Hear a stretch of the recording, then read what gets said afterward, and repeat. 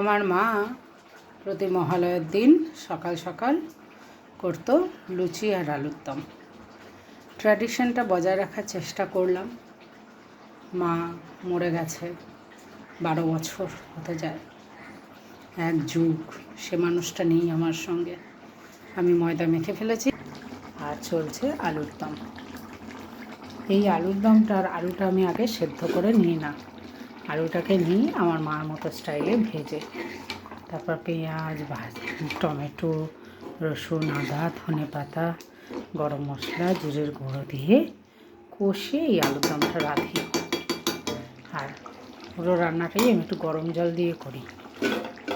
ব্যাস, আজকের সকালে আমাদের এই। তবে এবছর বোধহয় একটা ট্র্যাডিশন আর রাখতে পারলাম না, সেটা হলো খাসির মাংস খাওয়া।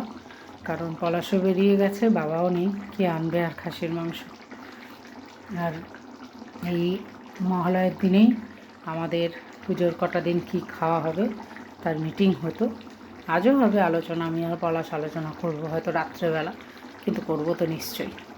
ভীষণ ভালো লাগে এইরকমভাবে ভালোবেসে একসাথে সহমত পোষণ করে বেঁচে থাকতে।